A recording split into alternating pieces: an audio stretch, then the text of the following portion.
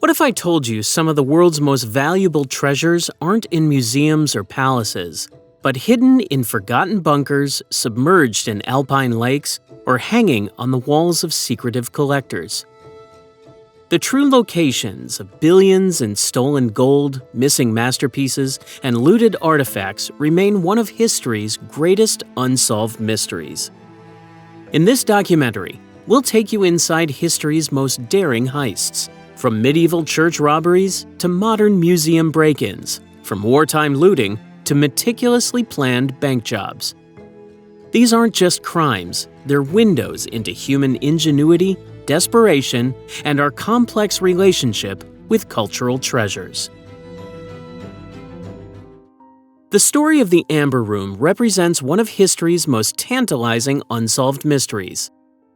This extraordinary chamber began its journey in Prussia, where master craftsmen worked for over a decade creating what would become an unparalleled masterpiece. The room's walls were composed of intricately carved amber panels backed with gold leaf, creating a warm, honeyed glow when light struck the surfaces. Frederick William I of Prussia presented this magnificent creation to his ally, Tsar Peter the Great of Russia, in 1716, a diplomatic gift of staggering value that cemented bonds between the two powers. Upon reaching Russia, the amber panels were initially installed in the Winter Palace. Daughter of Peter the Great had the room transferred to the Catherine Palace in Tsarskoye Selo, where master Italian designer Bartolomeo Rastrelli expanded and enhanced the original design.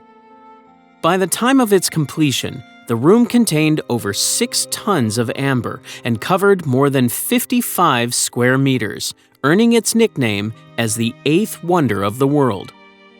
For 2 centuries, the Amber Room stood as the crown jewel of Russian imperial palaces, dazzling visitors with its otherworldly beauty. The room's fate changed dramatically during World War II. As Nazi forces advanced toward Leningrad, now St. Petersburg, in 1941, Soviet curators attempted to dismantle and evacuate the room, but decades of heating had made the amber too brittle. Instead, they desperately tried to hide it behind ordinary wallpaper, a futile effort. German troops, following specific orders from Hitler's high command to seize designated cultural treasures, quickly discovered and methodically dismantled the entire room in just 36 hours. Under the supervision of 2 amber experts, the priceless panels were packed into 27 crates and transported to Königsberg Castle in East Prussia, present-day Kaliningrad, Russia, where they were reassembled and put on display in 1942. Here, the historical record becomes murky. As Soviet forces approached Königsberg in early 1945, German officials claimed to have packed the room again for evacuation. Then, in April 1945, Allied bombing devastated the city, and Königsberg Castle burned for 3 days. When Soviet troops finally captured the ruined city, the Amber Room had vanished without a trace. What happened after remains one of art history's greatest enigmas. Some theories suggest the crates were loaded onto the Wilhelm Gustloff, a German evacuation ship torpedoed by a Soviet submarine in January 1945, sending the amber treasure to the bottom of the Baltic Sea. Others believe the room was hidden in an abandoned mine, a bunker near Leipzig, or transported to South America along Nazi escape routes. The mystery has inspired generations of treasure hunters, some of whom have met suspicious deaths while pursuing leads, adding an element of curse to the already mysterious disappearance. For decades, the search continued across multiple continents. The KGB mounted extensive investigations throughout the Cold War, while German and Russian authorities launched joint expeditions following reunification. Tantalizing clues occasionally surfaced. In 1997, a mosaic and corner piece from the original room suddenly appeared in Germany, in the possession of a family connected to a former Nazi officer involved in the room's transport. The items were quietly returned to Russia, momentarily reigniting hopes that more pieces might eventually resurface. Recognizing the cultural significance of what was lost, Russia embarked on an ambitious project to recreate the Amber Room in the early 1980s. Master craftsmen worked for over 2 decades, using black and white photographs and detailed descriptions to guide their work. The painstaking reconstruction, funded partly by German donations as an act of reconciliation, was finally completed in 2003, coinciding with St. Petersburg's 300th anniversary. While the recreation now allows visitors to experience the room's original magnificence, it serves as both a monument to human artistry and a reminder of the irreplaceable cultural loss. Unlike the Amber Room's eventual reconstruction, some stolen masterpieces remain perpetual ghosts, their empty frames still hanging in silent accusation. In a museum in Boston, the world's most valuable unsolved art heist left behind not just missing paintings, but a mystery where even the FBI's solved case refuses to reveal its final secrets. In the early morning hours of March 18, 1990, as St. Patrick's Day celebrations wound down across Boston, 2 men approached the side entrance of the Isabella Stewart Gardner Museum. Dressed in police uniforms, they told the security guard they were responding to a disturbance call. Despite museum policy prohibiting entry after hours, the guard allowed them inside. Within moments, the situation became clear. This was no routine police visit. The thieves restrained both guards with duct tape and handcuffs, securing them in the basement among mechanical equipment, nearly 100 feet apart from each other. For the next 81 minutes, the thieves moved methodically through the museum's galleries. They started in the Dutch Room, cutting Rembrandt's The Storm on the Sea of Galilee from its frame, the artist's only known seascape. They took Vermeer's The Concert, now considered the most valuable stolen painting in the world. In all, they removed 13 works with an estimated value exceeding $500 million. What makes this heist particularly perplexing is the selection of artwork. The thieves ignored the more accessible and potentially valuable pieces, including works by Titian and Raphael. Instead, they struggled to remove a Napoleonic finial flag from its case, yet left a Rembrandt self-portrait untouched. Art experts have long been puzzled by the seemingly contradictory choices, suggesting the thieves were either working from a specific shopping list or possessed limited art knowledge. The museum's security system, while basic by today's standards, recorded the movements of the thieves through motion detectors. These sensors captured their path through the galleries, except for one critical moment.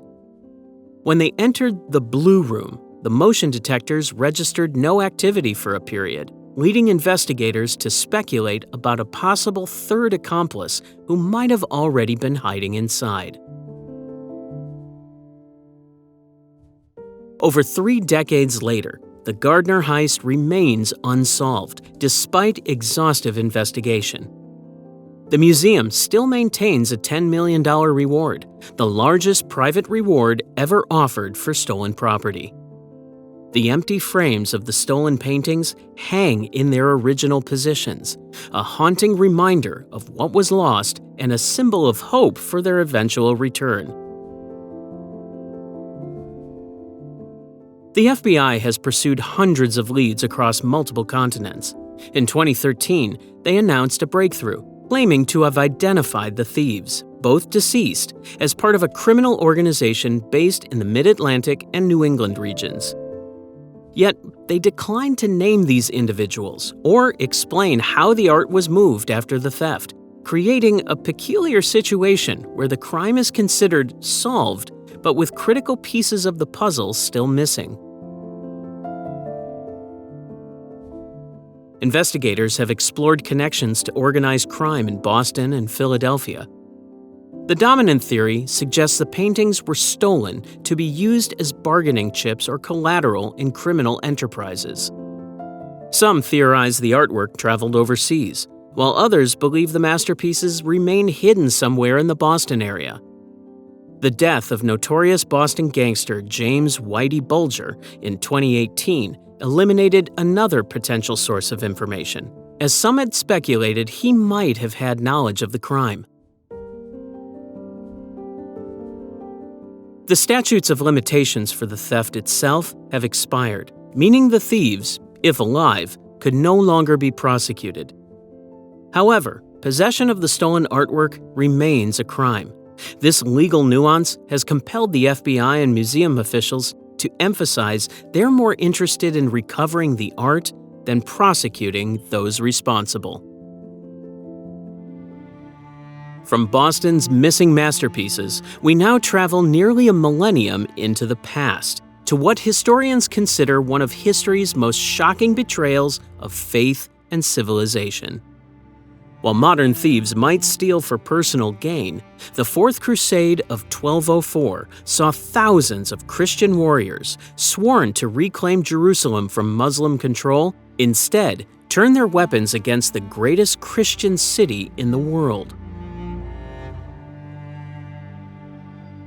Constantinople stood as the magnificent capital of the Byzantine Empire for nearly 900 years, a jewel of civilization when much of Western Europe remained in intellectual darkness. Its walls housed countless treasures accumulated over centuries, gold-encrusted religious icons, ancient manuscripts preserving knowledge from antiquity, and relics considered the most sacred objects in Christendom. But how did an army assembled to fight Muslims in the Holy Land end up attacking fellow Christians? The answer reveals a perfect storm of financial desperation, Venetian cunning, and political opportunity. When the Crusaders couldn't pay Venice for the fleet they had commissioned, the elderly but shrewd Doge Enrico Dandolo proposed a deal. Help Venice recapture the rebellious city of Zara, and their debt would be reduced. One deviation led to another, and soon the Crusaders found themselves outside Constantinople's walls. What followed was an orgy of destruction that shocked even medieval sensibilities. The Crusaders, many illiterate and having never seen such wealth, destroyed priceless classical statues they couldn't understand and melted down religious artifacts for their precious metals.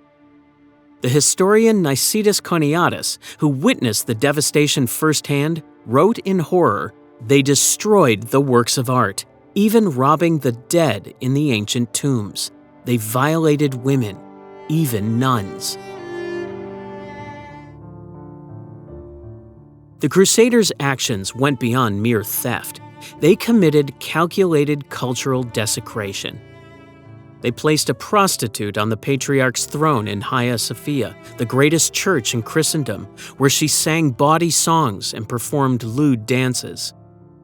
Soldiers drank wine from communion chalices while wearing priest vestments. These weren't just acts of theft, but deliberate religious humiliation. Constantinople's treasures were systematically stripped and transported westward. The 4 magnificent bronze horses that once adorned the Hippodrome became the pride of Venice's St. Mark's Basilica. What was claimed to be the crown of thorns worn by Christ ended up in Paris, where King Louis IX built the stunning Sainte-Chapelle specifically to house it. Countless other sacred relics, fragments of the true cross, bones of saints, ancient manuscripts, were scattered across Western Europe, where many remain in museums and cathedrals today. The Crusaders established a short-lived Latin empire in Constantinople that lasted only until 1261. However, the Byzantine Empire never recovered its former glory. The city's population plummeted from nearly 500,000 to just thousands. The empire's cultural and economic heart had been ripped out, leaving it vulnerable to the rising Ottoman Turkish power. When Constantinople finally fell to Sultan Mehmet II in 1453, it was a shadow of its former self, a decline that began with the betrayal of 1204. The sack's aftermath transformed the religious landscape of Europe. The schism between Eastern Orthodox and Roman Catholic Christianity, which had formally begun in 1054, was now sealed in blood. To this day, many Orthodox Christians view 1204 as a wound that never truly healed. When Pope John Paul II apologized for the sack in 2001, nearly 800 years later, it demonstrated how deeply this event scarred Christian relations. Perhaps most tellingly, many Muslim rulers of the era expressed shock at Christians' willingness to destroy their own holy city. Historian Jonathan Phillips notes that, quote, "The Muslims were astonished that the Franks could have treated a Christian city, particularly one as great as Constantinople, in such a fashion." The systematic looting carried out by supposed holy warriors undermined the moral authority of the entire crusading movement. From the smoke of Constantinople's sacking emerges a different tale of historical plunder, one shrouded not in medieval dust, but in the fog of modern warfare. While medieval crusaders looted openly in the name of faith, the Nazis executed perhaps history's most methodical theft operation before making their plunder vanish. The legend of a gold-laden train disappearing into mountain tunnels during the final days of World War II represents one of history's most tantalizing lost treasures. As Soviet forces advanced across Poland in January 1945, panic spread through Nazi administrative centers. According to persistent accounts from the period, high-ranking officials organized a desperate last operation, loading an armored train with the accumulated wealth stolen from across occupied Europe. This wasn't merely opportunistic looting like that seen in Constantinople. This was the culmination of years of systematic theft conducted by specialized Nazi units like the ERR, Einsatzstab Reichsleiter Rosenberg, and the mysterious Task Force Reise. The region of Lower Silesia, particularly near the town now called Vorarlberg, became the focal point of this mystery. The appeal was logical. The Nazis had spent years constructing an elaborate network of underground facilities in the nearby Owl Mountains under the codename Project Reise, or Giant. This massive construction project, built largely by concentration camp prisoners, created 7 known underground structures connected by tunnels, with potentially many more sections that remained undocumented. What separates this legend from mere treasure-hunting fantasy is the documented scale of Nazi plunder. By 1945, the Reich had looted an estimated 700,000 artworks from museums and private collections across Europe. The German Reichsbank's gold reserves had mysteriously dwindled, with some 4,000 kilograms completely unaccounted for. Something had to have happened to these immense treasures. Local witnesses from the Vorarlberg region have provided consistent accounts over decades. Tadeusz Slowakowski, who began investigating the train in 1975, collected testimony from railway workers who claimed they saw a heavily guarded train being directed into a tunnel near Kiesch Castle in the war's final days. According to these accounts, the tunnel entrance was then sealed with explosives, effectively erasing the train from sight. The story gained international attention in 2015 when two treasure hunters, Piotr Koper and Andreas Richter, announced they had used ground-penetrating radar to identify what appeared to be a 100-meter-long armored train hidden beneath the earth. Their radar images showed what they claimed was a train with gun turrets, prompting Polish authorities to cordon off the area. Military personnel, mining engineers, and even explosive ordnance disposal teams converged on the site near Wałbrzych. After months of careful excavation in 2016, however, no train emerged, only natural rock formations. The Polish army withdrew, and public interest waned. Yet this failure did little to diminish the legend's power. If anything, it reinforced the mystique of a treasure so well hidden that even modern technology couldn't pinpoint its location. What makes the Nazi gold train legend particularly compelling is its plausibility. The Third Reich had both motive and opportunity to hide its ill-gotten gains. As defeat loomed, Nazi leaders like Martin Bormann explicitly planned for a post-war resurgence that would require financing. Documents discovered after the war revealed discussions about creating hidden caches of wealth that could be accessed by a future Fourth Reich. The Wałbrzych region itself continues to yield discoveries that keep the legend alive. In 2019, researchers mapped previously unknown tunnels beneath Kiesh Castle, and in 2020, a previously sealed bunker was accessed containing wartime German equipment, though no treasure. Each discovery fuels speculation that the train might still be out there, perhaps hidden behind false walls or in unmapped tunnel branches. While treasure hunters continue searching for Nazi gold trains, another Nazi operation left a different kind of wealth hiding in plain sight. What if I told you some of the British pounds in circulation today might actually be perfect forgeries created by concentration camp prisoners under SS supervision? This isn't speculation. It's the legacy of Operation Bernhard, the largest counterfeiting scheme in human history. In 1942, as the Third Reich's military fortunes began to wane, the Nazi leadership turned to economic warfare. SS Major Bernhard Krüger was tasked with creating a plan to destabilize Britain's economy by flooding it with counterfeit currency. The operation was headquartered in Block 19 at Sachsenhausen concentration camp, which was isolated from the rest of the facility and equipped with specialized printing equipment. The Nazi plan was diabolically efficient. Rather than using their own personnel, they selected Jewish prisoners with specific skills, gravers, printers, artists, and banking professionals, to create the perfect counterfeit.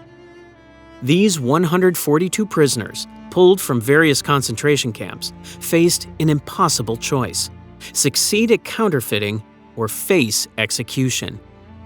Their expertise proved invaluable as they managed to overcome seemingly insurmountable technical challenges in reproducing British currency. The counterfeiting process required extraordinary precision.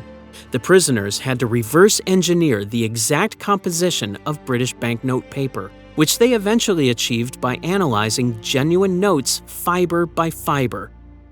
They created nearly identical watermarks and perfected the printing plates through painstaking hand engraving.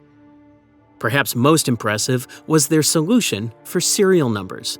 They created a mathematical formula to generate authentic-looking number sequences that wouldn't duplicate existing British notes. By 1945, the operation had produced approximately £132 million in counterfeit British currency, an astronomical sum equivalent to over $8 billion today. The quality was so exceptional that even the Bank of England struggled to distinguish the forgeries from legitimate currency. In fact, the counterfeit notes were classified by the prisoners into 3 quality categories, with only the highest quality designated for circulation in Britain. While the initial plan to airdrop these notes over Britain never materialized, the Nazis found other uses for their perfect forgeries. They funded espionage operations across Europe, bribed officials in neutral countries, and purchased vital war materials on the black market. The notes became part of the underground economy supporting Nazi intelligence operations throughout occupied territories. As Allied forces closed in on Germany, the SS attempted to destroy evidence of Operation Bernhard. In May 1945, they dumped crates of counterfeit notes, printing plates, and equipment into Lake Toplitz in the Austrian Alps. Despite this effort to erase their economic crime, local residents later recovered many of these materials, with some notes making their way into circulation during the chaotic post-war period. The human story of Operation Bernhard reveals both the Nazis' cruel ingenuity and the prisoners' remarkable resilience. Prisoner Adolf Berger later recalled, quote, "Every day we thought would be our last. If we'd made one mistake, we'd all have been gassed." Yet many prisoners deliberately worked to delay production while appearing productive, a dangerous balancing act that ultimately saved their lives. When the operation was shut down, instead of being executed to maintain secrecy, 96 of the prisoners were transferred to other camps, with the majority surviving until liberation. The operation's legacy continued long after the war. British banks became so concerned about Bernhard notes in circulation that many refused to accept large denomination bills for years. The Bank of England eventually withdrew all notes larger than £5 from circulation in 1956, partly in response to the lingering presence of these perfect counterfeits. What happens when you're caught red-handed stealing the crown jewels of England? Execution seems the obvious fate, unless you're Colonel Thomas Blood, whose brazen theft somehow transformed certain death into royal favor in history's most perplexing royal heist. Colonel Blood's extraordinary attempt began with careful preparation in spring 1671. The 50-year-old Irishman, already notorious for previous plots including an attempt to kidnap the Duke of Ormond, meticulously crafted his persona as a respectable clergyman. Dressed in the black robes of a parson and adopting a fictitious name, Blood made repeated visits to the Tower of London, where he cultivated a friendship with 77-year-old Talbot Edwards, the master of the jewel house. Blood's manipulation of Edwards demonstrated remarkable psychological calculation. During these visits, Blood expressed great interest in the royal treasures, bringing various guests to view them and paying the standard fee. He gradually gained Edward's trust through flattery and false kindness, even arranging medical help when the elderly keeper fell ill. The deception reached its peak when Blood fabricated a marriage proposal between Edward's daughter and his fictional nephew, a wealthy gentleman who would provide handsomely for the family. Blood convinced Edwards to introduce the jewels to the prospective bride as a special preview before her wedding day. On May 9, 1671, Blood arrived with 3 accomplices, his supposed nephew and 2 friends. While Edward's wife entertained the false bride upstairs, the men asked to see the jewels. The moment they entered the chamber, they threw a cloak over Edward's head, gagged him, and struck him with a mallet. Though Blood had instructed his men not to kill the keeper, they beat the old man severely when he attempted to call for help.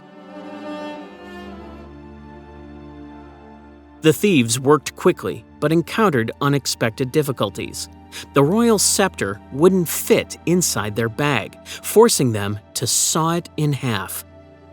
Blood himself flattened St. Edward's crown with his mallet and concealed it beneath his clerical robes. Another accomplice stuffed the royal orb down his trousers. Just as they prepared to flee, Edward's son returned unexpectedly from military service in Flanders, and the alarm was raised. The thieves fled, but guards captured Blood just outside the tower gates. The most remarkable aspect of this story isn't the theft itself, but its aftermath. Brought before King Charles II for interrogation, Blood refused to answer questions from anyone but the king himself. Rather than cowering, he spoke boldly, complimenting the monarch and admitting he had once plotted to shoot Charles but couldn't bring himself to do it when faced with the majesty of his presence. Astonishingly, instead of ordering Blood's execution, Charles not only pardoned him, but granted him land in Ireland worth £500 annually, a substantial sum equivalent to roughly $100,000 today. Historians have debated for centuries why Charles showed such inexplicable leniency. Some suggest the king was simply amused by Blood's audacity and theatrical personality. Others propose more cynical explanations. Perhaps Blood possessed compromising information about the king's private affairs or secret Catholic sympathies. Another theory suggests Blood might have been working as a double agent, with connections to the king's intelligence network. Whatever the truth, Blood transformed overnight from condemned criminal to royal favorite, regularly appearing at court and becoming something of a London celebrity. The attempted theft fundamentally changed royal security protocols. The crown jewels, previously displayed relatively openly under the supervision of their keeper, was moved behind iron bars with continuous armed guard, establishing the first truly modern security system for Britain's royal treasures. Skilled goldsmiths repaired the damaged regalia, though subtle marks of Blood's handiwork reportedly remain visible to this day for those examining the treasures closely. In 1934, thieves struck St. Bavo's Cathedral in Belgium, removing a panel from the Ghent altarpiece that has never been recovered, despite ransom demands, international searches, and even Nazi intervention. What makes this single missing panel worth hunting for nearly a century? The Ghent altarpiece stands as a monumental achievement in Western art history, a 12-panel polyptych painted in 1432 by brothers Hubert and Jan van Eyck. This masterpiece of early Flemish painting transformed Renaissance art with its unprecedented realism and complex religious symbolism.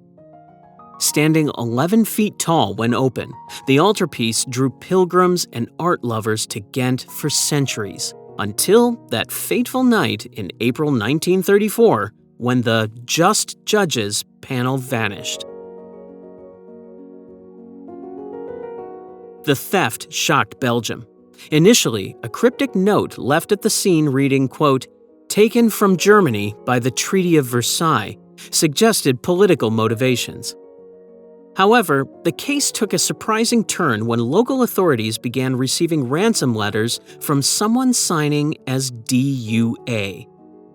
This mysterious figure eventually identified himself as Arsène Gauthier, a stockbroker and church warden who lived just miles from the cathedral. On his deathbed in November 1934, Gauthier whispered to his lawyer, quote, "I alone know where the Just Judges is," before passing away from heart failure. He left behind a briefcase containing copies of the ransom letters and a final cryptic note with a clue. Quote, "It rests in a place where neither I nor anyone else can take it away without attracting the public's attention." Despite this tantalizing lead, investigators never located the panel. The missing panel sparked what became the longest-running art theft investigation in history. Belgian police have pursued over 2,000 leads since 1934, interviewing hundreds of suspects and following trails across Europe. In 1999, authorities reopened the case, employing modern forensic techniques to analyze Gautier's correspondence and track potential hiding places. Still, the panel's location remains elusive. While one panel vanished, the rest of the altarpiece faced its own perilous journey during World War II. In 1940, as German forces advanced through Belgium, church officials shipped the remaining panels to the Vatican for safekeeping. The plan failed when Italian authorities intercepted the shipment in France, redirecting it to Nazi forces. Hitler, who considered Northern Renaissance art the purest expression of Germanic cultural superiority, personally directed its acquisition for his planned Führermuseum in Linz, Austria. As Allied forces closed in during the war's final days, Nazi officials transported the Ghent altarpiece, along with thousands of other stolen treasures, to the salt mines of Altarpiece in the Austrian Alps. The massive underground complex, with its stable temperature and humidity, made an ideal art storage facility. In a dramatic twist, local mine officials and Austrian resistance members defied orders to destroy the mine and its contents, preserving the artworks until American monuments men recovered them in May 1945. The altarpiece's surviving panels returned to Ghent in 1945, with a replica of the Just Judges installed in the missing panel's place. Painted by Belgian artist Jef van der Wecken in 1945, this copy serves as both a placeholder and a reminder of the unsolved mystery. Interestingly, technical analysis has revealed that van der Wecken's copy incorporated elements visible in X-rays of other Van Eyck paintings, suggesting he studied the brothers' technique extensively to create the most authentic reproduction possible. Some investigators believe the panel may be hidden somewhere within St. Bavo's Cathedral itself, perhaps sealed behind a wall or hidden beneath a floor. Others suspect it was destroyed long ago, while some theorize it remains in a private collection, unknown to its current owners. In 2019, a deathbed confession from an elderly Belgian man claiming knowledge of the panel's location briefly rekindled hope, but proved to be yet another dead end. Unlike the Ghent altarpiece panel that vanished without a trace, history's most famous painting theft ended with a surprising recovery. In 1911, the Louvre faced an embarrassing reality that would forever change museum security. Their most valuable treasure had walked right out the front door, and nobody had noticed for 24 hours. The theft occurred during a time when the Louvre's security was astonishingly lax. The painting was protected by nothing more than its modest weight and a few barely visible hooks. Even more surprisingly, the museum regularly closed on Mondays for cleaning, leaving workers unsupervised throughout the massive building. This perfect storm of vulnerability allowed Vincenzo Peruggia, an Italian glassworker who had previously installed protective cases at the museum, to execute his audacious plan. What makes the theft particularly remarkable was its simplicity. On Monday, August 21, 1911, Peruggia entered the Louvre wearing his white worker's smock, standard attire for museum employees. He waited until the Salon Carré was empty, lifted the Mona Lisa off its hooks, and carried it to a nearby service stairwell. There, he removed the painting from its frame, concealed the 30 by 21-inch wooden panel under his clothes, and simply walked out. The following day, Louis Bérud, a painter who frequently copied masterworks at the Louvre, noticed the empty space where the Mona Lisa should have been. He asked a guard about the painting's whereabouts, assuming it had been removed for photography. The guard shrugged it off, but after several hours of confusion, the terrible truth emerged. The painting was gone. The museum director was on vacation, and many staff initially assumed the marketing department had taken it for promotional purposes. When the theft was confirmed, French borders were closed for the first time in history for a criminal investigation. Police interviewed and fingerprinted all museum employees, including Pablo Picasso, who fell under suspicion after previously purchasing stolen Iberian sculptures from the Louvre. The poet Guillaume Apollinaire was actually imprisoned for a week due to his connections to the thief who had stolen those sculptures, though both he and Picasso were eventually cleared. For more than 2 years, the Mona Lisa's whereabouts remained unknown. Theories flourished. American tycoons had commissioned the theft. German art dealers were behind it. It was an elaborate insurance scam. The empty space where she once hung became a bizarre tourist attraction, with people flocking to see the 4 iron hooks that had held the world's most famous painting. Throughout his time, Perugia kept the Mona Lisa in his modest Parisian apartment, stored in a trunk with a false bottom. His motive, as he later claimed, was purely patriotic. He believed Napoleon had stolen the painting from Italy, though in reality Leonardo had sold it to King Francis I of France in the 16th century. Perugia's original plan was to return the painting to Italy's Uffizi Gallery, making himself a national hero. In December 1913, Perugia finally made his move. Using the alias Leonardo Vincenzo, he contacted Alfredo Geri, an art dealer in Florence, claiming to possess the stolen masterpiece. When Geri and the director of the Uffizi Gallery met Perugia at his hotel room, they were stunned to find the actual Mona Lisa, with Louvre catalog numbers on the back confirming its authenticity. After verifying the painting, they convinced Perugia to leave it with them temporarily for safekeeping. They promptly contacted the police, and Perugia was arrested.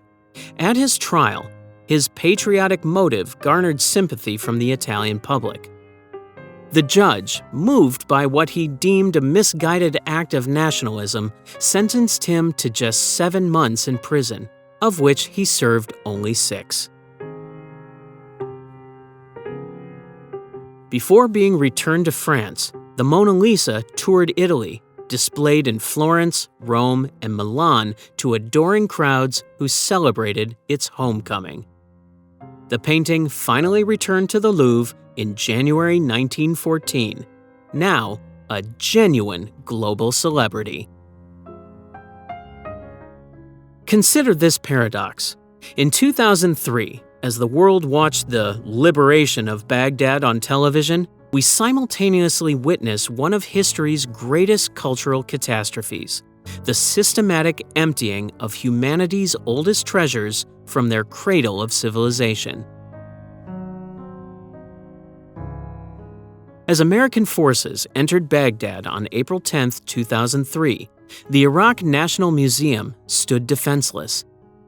For 3 devastating days between April 10th through the 12th, thousands of looters ransacked the institution, while military forces positioned merely hundreds of yards away were given no orders to intervene. Dr. Donnie George Yokana, The museum's director frantically pleaded with American soldiers for protection, only to be told they had no orders to guard cultural sites. The scale of the devastation became apparent as the dust settled. Thousands of glass cases shattered, storage rooms emptied, conservation laboratories stripped of equipment. The museum's inventory books, crucial for identifying what was missing, were themselves stolen or destroyed, compounding the tragedy by erasing the very record of what had vanished. Inside the museum's violated halls lay the evidence of a carefully orchestrated crime. While some looting was opportunistic, local residents grabbing whatever they could reach, more concerning patterns emerged. Certain galleries were methodically emptied by people with specialized knowledge who brought precise tools. These professionals targeted specific items, leaving behind less valuable pieces and focusing on the most marketable artifacts. Marine Colonel Matthew Bogdanos, who led the initial U.S. investigation, discovered something alarming. The thieves possessed intimate knowledge of the museum's most valuable artifacts. They had bypassed replicas and instead selected genuine treasures, some weighing hundreds of pounds and requiring coordination to remove. This wasn't random pillaging. It was a strategic theft based on curated shopping lists prepared for wealthy collectors. Among the devastating losses were the Besetki statue, a 4,300-year-old copper figure with remarkable casting technology, the Mask of Warka, one of humanity's earliest representations of the human face, dating to 3100 BCE, and countless cylinder seals, tiny carved stones containing some of our earliest written records. Each object represented not merely material value, but irreplaceable cultural information about humanity's earliest civilizations. The international archaeological community responded with unprecedented cooperation. Interpol issued global alerts for missing artifacts. Border checkpoints received emergency training in identifying Mesopotamian antiquities. The FBI, British Museum, and cultural heritage organizations worldwide formed a remarkable alliance to recover what was possible. Within this tragedy emerged occasional triumphs. In September 2003, 3 men approached Iraqi police in Baghdad with the sacred vase of Warka, a 5,000-year-old alabaster vessel considered one of the museum's most precious artifacts. They had kept it buried in their garden, wrapped in a simple towel, worried about its deterioration. When asked about a reward, they refused money, stating simply, "It belongs to the Iraqi people." American archaeologist Joanne Farchak observed the systemic nature of the heritage disaster extending far beyond Baghdad. Quote, "I witnessed organized looting at archaeological sites where teams of diggers systematically excavated artifacts while armed men stood guard. Holes were dug precisely where antiquities would be found. These weren't random treasure hunters, but experienced operators with maps and metal detectors." By 2015, approximately 7,000 items had been recovered through painstaking international efforts. Some surfaced in unlikely places: Jordanian border checkpoints, Lebanese antiquities stores, and even European auction houses where alert specialists recognized the looted items. The Mask of Warka was found buried in a farm outside Baghdad. The Besetki statue was recovered from a cesspool where looters had hidden it.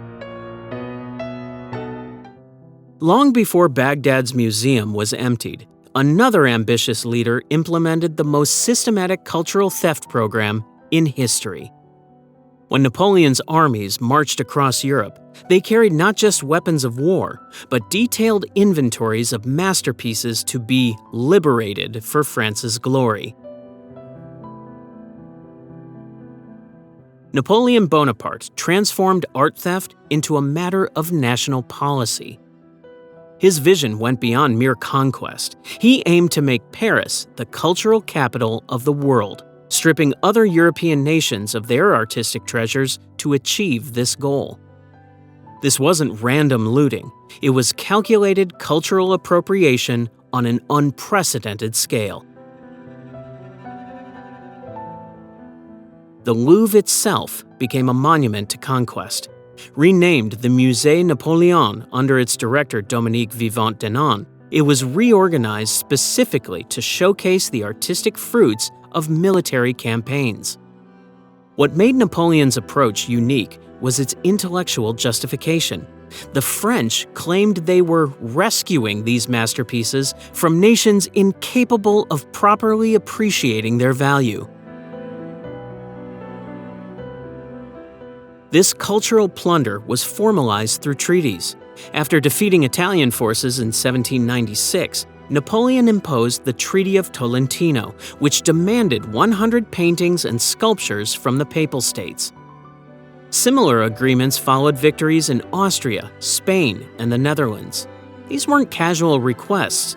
They were non-negotiable surrender terms enforced by military might.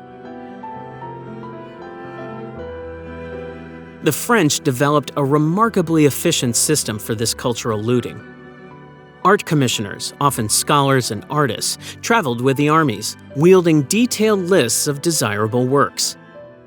These experts would identify, catalog, carefully pack, and ship the treasures back to Paris. The Commission des Sciences et des Arts, established in 1796, institutionalized this process, creating specialized teams for different types of cultural property. In Venice alone, Napoleon's forces seized over 200 paintings and sculptures, including works by Titian, Veronese, and Tintoretto. From the Papal States came Raphael's Transfiguration and Laocoon's ancient sculpture. From Belgium came Rubens's masterpieces.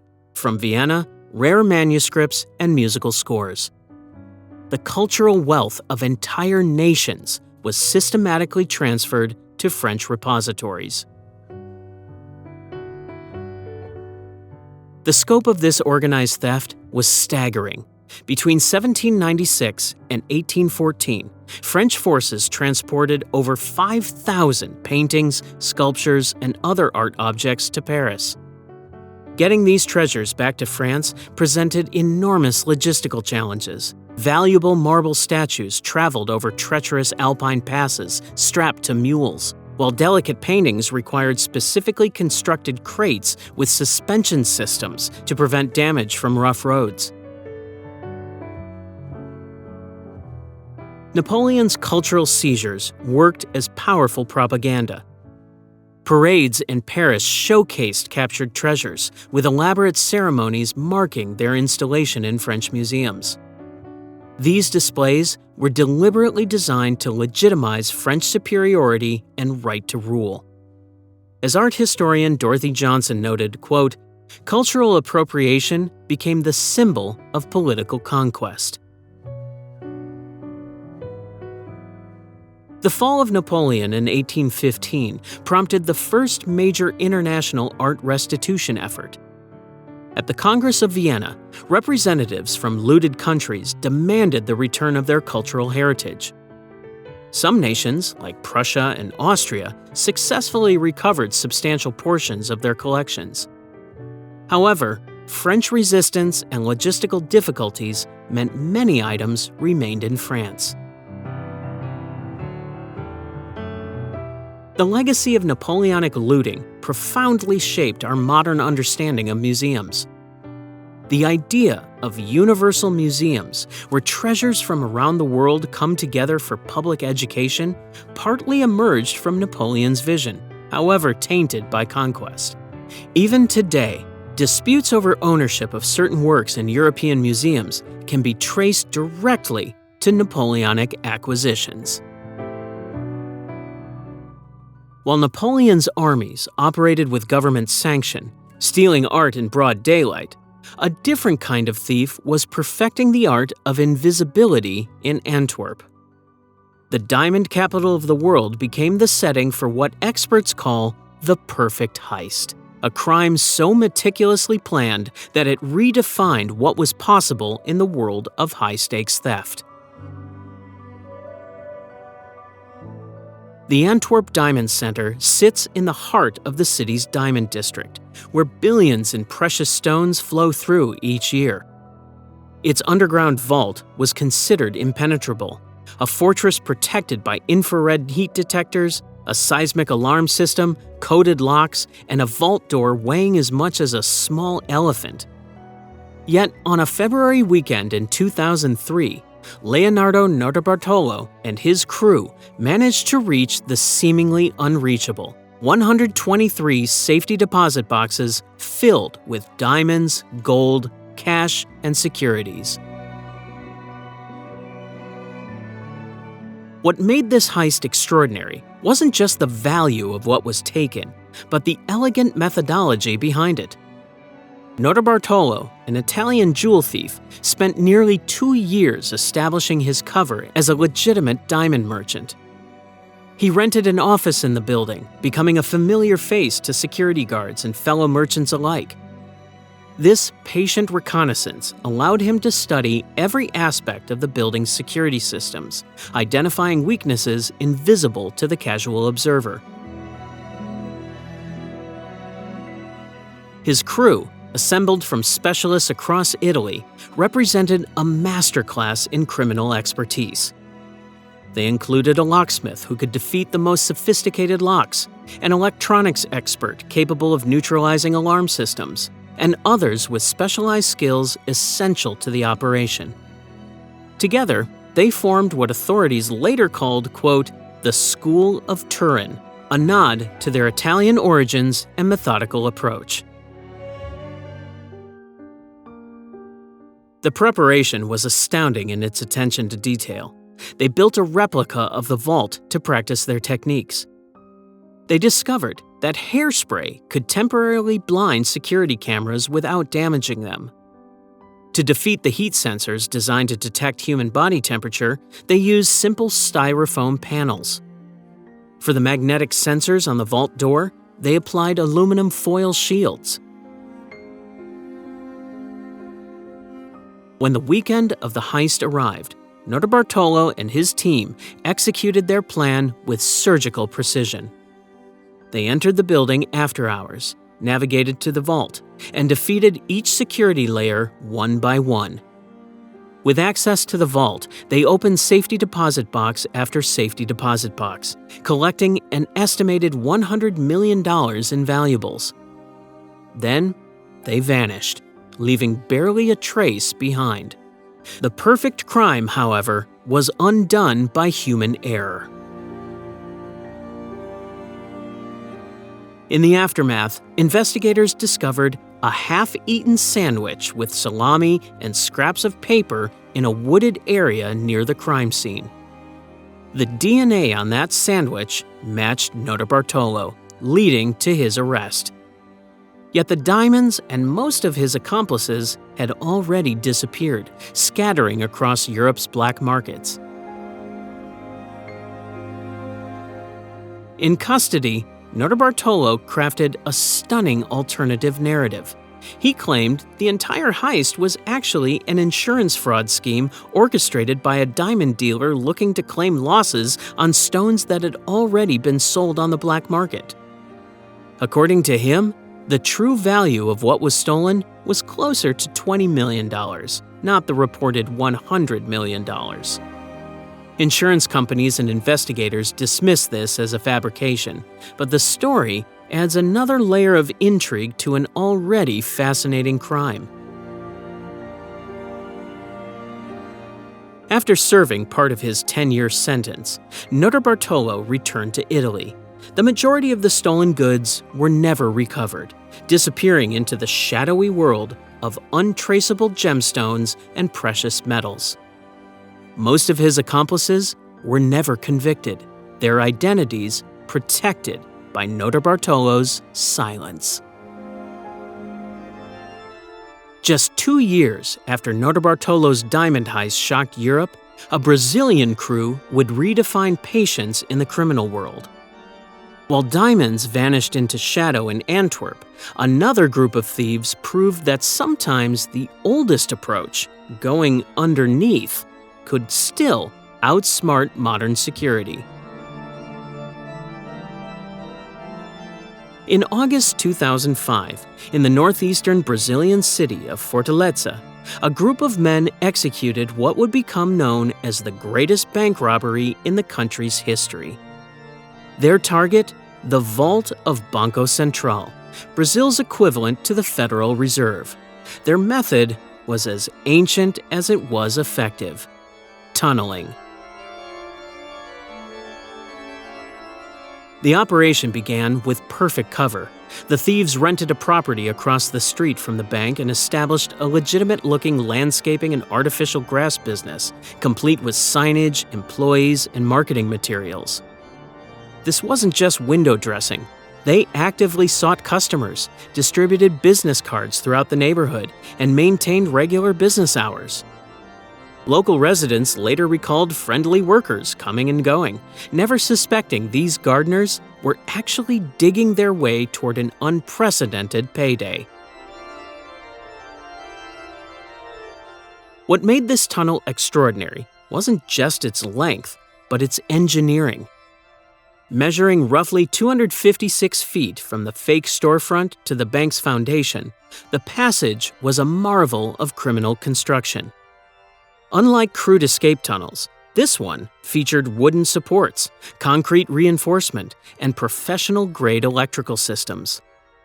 The thieves installed air conditioning units to circulate fresh air and prevent the diggers from suffering in Brazil's tropical heat.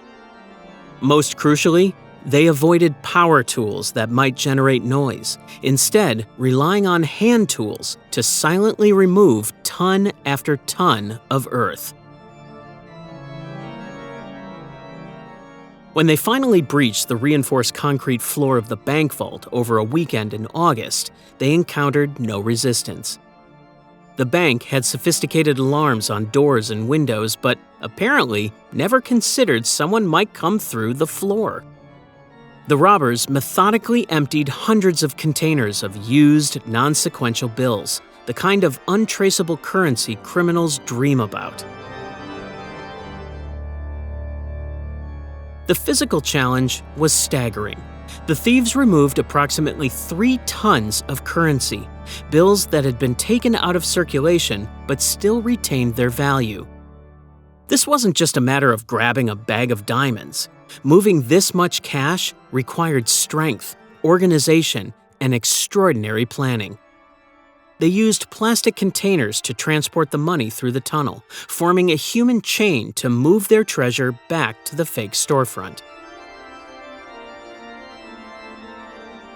By Monday morning, when bank employees arrived for work, the thieves and their unprecedented haul were long gone.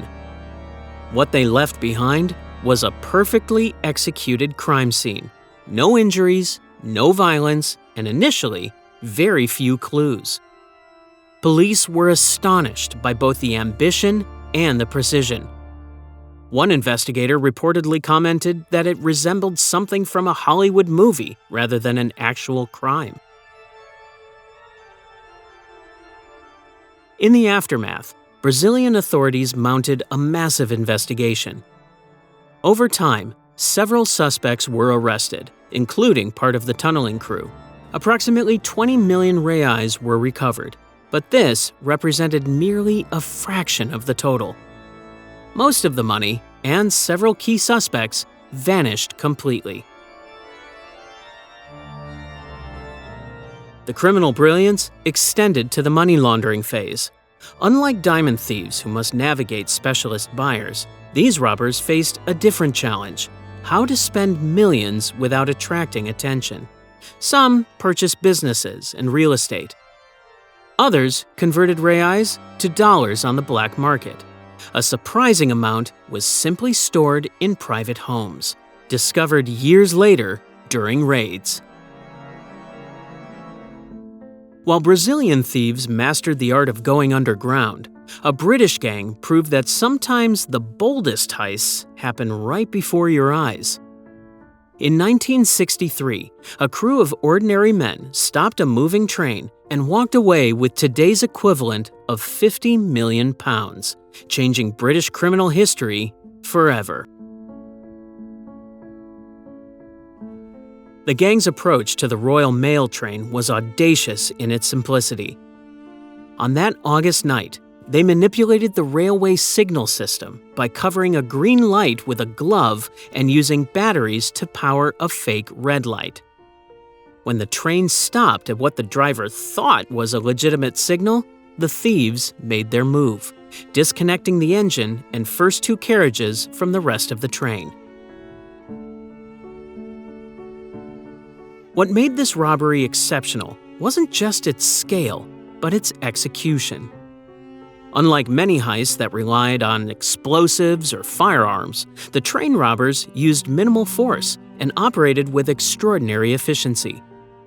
In just a quarter of an hour, they formed a human chain to transfer 120 mail bags containing used, untraceable banknotes to their waiting vehicles. The precision resembled a military operation rather than a criminal undertaking. The gang's efficiency continued after the heist, when they retreated to Leatherslade Farm, a remote property they'd purchased as a hideout. There, they divided their unprecedented haul and celebrated what they believed was the perfect crime. However, their celebration would be short-lived. Police descended on the farm just days after the robbery, discovering a treasure trove of evidence, fingerprints on bottles, personal items, and even a Monopoly set they'd used to pass time while dividing the money.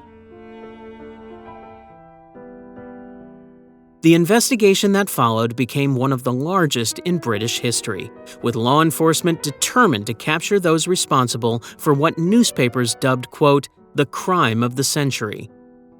The police's response was equally determined. Within months, most gang members were in custody facing serious charges. Yet, not all the robbers met the same fate.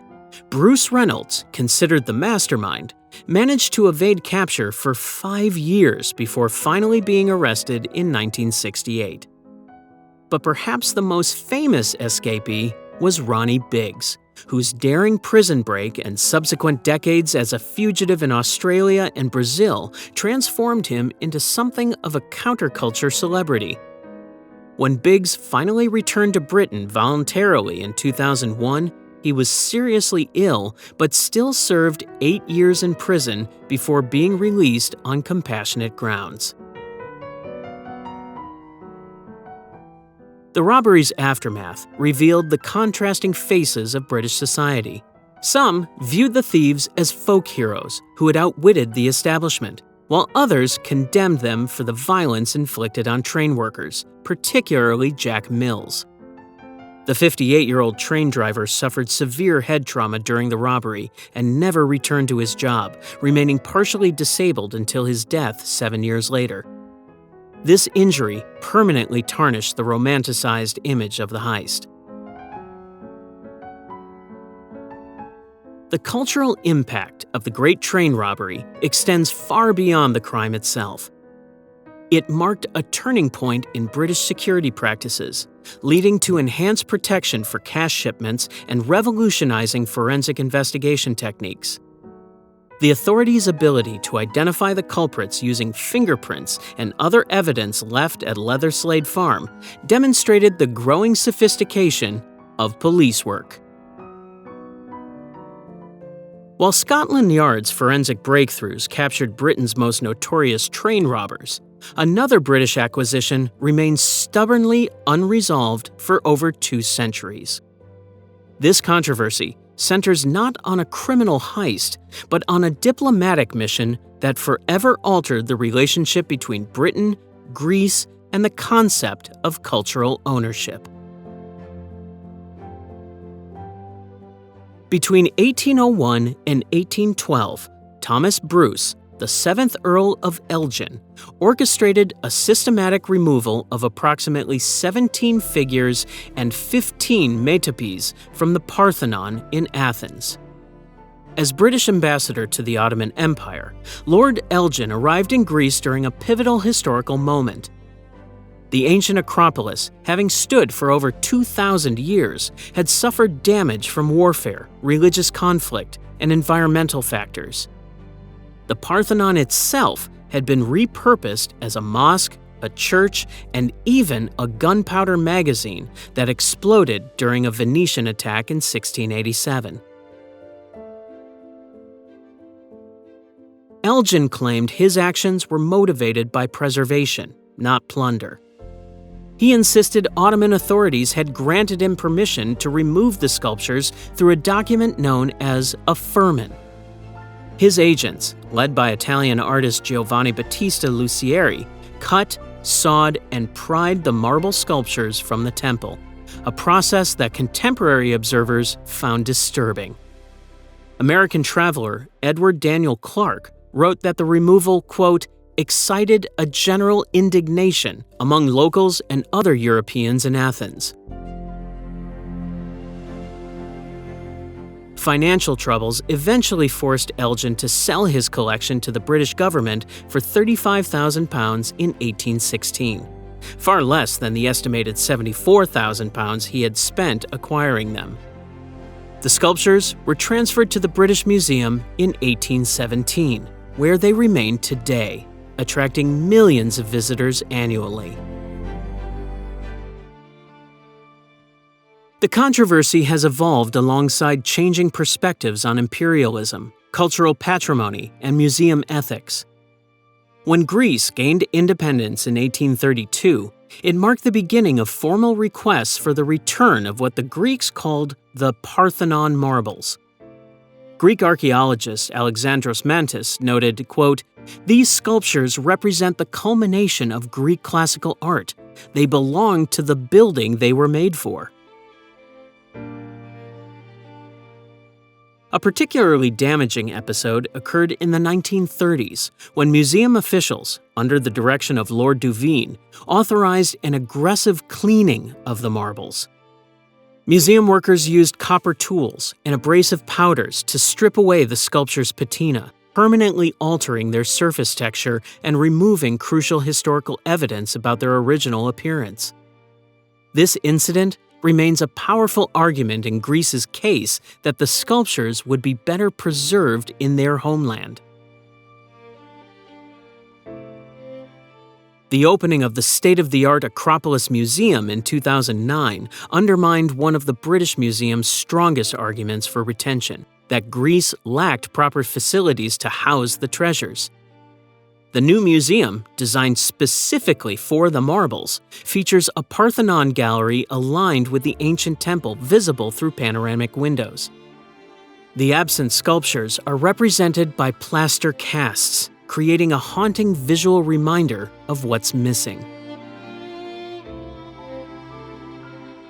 The legal framework remains complex.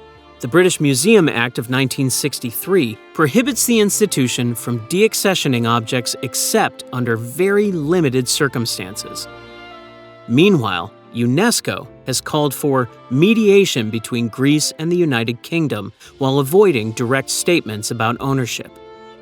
Multiple polls show British public opinion increasingly favors repatriation, yet successive governments have maintained the position that the marbles were legally acquired. As the Russian Revolution swept through the empire in 1917, the accumulated wealth of 3 centuries of Romanov rule, one of history's most opulent royal treasures, disappeared into the chaos of war. The Russian Imperial Treasury represented wealth on a scale difficult to comprehend. The Romanov family had assembled an extraordinary collection over their 304-year dynasty, gold reserves that could fund entire governments, jeweled eggs crafted by Fabergé, religious icons adorned with precious stones, crowns studded with diamonds, and ceremonial artifacts dating back to Ivan the Terrible. Much of this wealth was concentrated in vaults beneath the Winter Palace in St. Petersburg and in secure facilities in Moscow. When revolutionary forces seized power, one of their first priorities was securing this immense fortune. In July 1918, as civil war intensified, Bolshevik authorities ordered the Treasury moved to Kazan, a city along the Volga River, believing it would be safer from advancing White Army forces. This decision proved catastrophic. Within weeks, anti-communist forces captured Kazan, seizing control of much of the treasury. What happened next has fueled decades of speculation. Admiral Alexander Kolchak, the White Army leader, reportedly took possession of 651 tons of gold bullion, approximately half of Russia's entire gold reserve. As Bolshevik forces regained territory, Kolchak's forces retreated eastward along the Trans-Siberian Railway, carrying this massive fortune in specially fortified train cars during the bitter Siberian winter of 1919 and 1920. The convoy's journey grew increasingly desperate as the White Army position deteriorated. Multiple eyewitness accounts described gold being offloaded at various points, particularly near Kazan and later around Irkutsk near Lake Baikal. When Kolchak was captured and executed by Bolshevik forces in February 1920, a significant portion of the treasury had seemingly vanished into the Siberian wilderness. Soviet investigations throughout the 1920s produced contradictory results. Official reports claimed most gold had been recovered, but internal documents revealed enormous discrepancies. Bolshevik Commissar Philip Goloshyokhin admitted in a classified 1924 memo that, quote, at minimum, 185 tons of gold reserves remain unaccounted for, an amount worth billions in today's currency. The mystery deepened as various theories emerged. Czech Legion soldiers who controlled sections of the Trans-Siberian Railway during this period were accused of diverting portions of the treasure to fund their return to Europe. Japanese forces occupying parts of eastern Russia reportedly seized shipments. Some White Army officers allegedly buried caches throughout the Ural Mountains and Siberia, creating treasure maps they carried into exile. The legendary Kolchak gold became one of the most enduring lost treasure stories of the 20th century. Throughout the Soviet era, the government periodically announced recoveries of small portions of the missing treasury, but these claims were often propaganda designed to discourage treasure hunters. When Soviet archives partially opened in the 1990s, researchers discovered hundreds of previously classified expeditions had searched for the missing fortune. Most intriguingly, Soviet intelligence had extensively interrogated White Russian émigrés who had settled in Harbin, China and Paris, France, suggesting authorities believed significant portions of the treasure had been smuggled abroad. In 1993, divers exploring Lake Baikal claimed to have discovered the remains of military rail cars submerged in its depths. According to their reports, these matched the description of Kolchak's gold trains, seemingly confirming the theory that white forces had deliberately sunk portions of the treasury rather than surrender it. However, subsequent expeditions with more advanced equipment found no evidence of gold, only ordinary train wreckage from the Civil War period. While Russian gold vanished into the depths of Lake Baikal, another massive fortune was disappearing on the opposite side of Europe. As the Third Reich crumbled in 1945, Nazi officials frantically evacuated billions in gold reserves, both German state assets and the horrific spoils of genocide. What happened in those final chaotic weeks of World War II that allowed $2.5 billion worth of gold to simply vanish from history? The scale of this disappearance remains staggering. Between January and April 1945, as Soviet forces advanced from the east and American troops from the west, hundreds of tons of gold bars, foreign currencies, and precious metals were hastily evacuated from Berlin and Frankfurt in what can only be described as a desperate scramble. This wasn't just about saving Germany's national treasury. These assets represented the accumulated wealth of conquered Europe, including the gold teeth extracted from concentration camp victims. Albert Speer, Hitler's Minister of Armaments, later testified that emergency evacuation plans existed for the Reich's financial assets, with predetermined evacuation routes leading south toward the Alpine Fortress, a mythical last redoubt in the mountains of Bavaria and Austria, where some Nazi leaders believed they could continue resistance. Multiple eyewitnesses reported seeing heavily guarded convoys moving through mountain passes during snowstorms, their destinations undocumented, and their cargo manifests destroyed. The story took an unexpected turn when American forces discovered a massive cache hidden at the Merkers salt mine in April 1945. General George Patton himself visited the site, describing, quote, gold and silver bars stacked like cordwood, alongside bags of currency and looted art. Despite this enormous find, approximately 100 tons of gold and currency worth billions, financial experts calculated this represented only a fraction of the Reichsbank's pre-war holdings. The most credible theory about the remaining fortune points to Lake Toplitz in Austria. This remote alpine lake, surrounded by steep mountains and accessible only by narrow forest roads, became the focus of numerous expeditions after local residents reported seeing SS officers sinking metal boxes into its waters in May 1945. A 1959 diving expedition confirmed suspicious activity when they recovered waterproof containers filled with counterfeit British pounds from Operation Bernhard.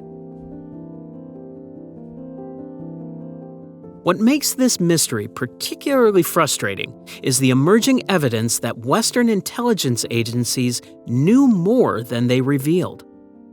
Declassified OSS and later CIA documents suggest American intelligence tracked several major gold shipments but deliberately avoided recovering them. According to historian Adam Labor, some caches were left untouched for political reasons. Recovering Nazi gold laundered through Swiss banks would have created diplomatic problems with a neutral country whose banking cooperation was needed for post-war reconstruction. This diplomatic sensitivity extended to other uncomfortable truths. Some intelligence reports suggested portions of the missing Reichsbank's assets were deliberately channeled into funding the notorious rat lines, escape networks that helped high-ranking Nazi officials flee to South America. Former SS officer Wilhelm Holtel claimed in post-war interrogations that Martin Bormann personally supervised the transfer of gold reserves to Argentina through submarine deliveries in the war's final months. The search continues today with modern technology. In 2019, researchers using advanced magnetometers detected metal anomalies beneath Lake Toplitz at depths previously unreachable by divers. Similarly, ground-penetrating radar has identified unusual hollow spaces beneath several former SS facilities in the Bavarian Alps. Yet, despite these tantalizing clues, recovery efforts face enormous challenges from both natural obstacles and legal complications about ownership rights to any recovered treasure. While treasure hunters search remote alpine lakes for Nazi gold, another fortune disappeared in plain sight from a highly secured financial institution. On a quiet Sunday in October 1994, a meticulously planned operation unfolded at the Banco de la República's branch in Valledupar, Colombia. Unlike most bank robberies that rely on speed and force, this heist exemplified patience. Thieves spent an entire weekend inside the bank, methodically emptying its vaults of 24 billion pesos, approximately $33 million.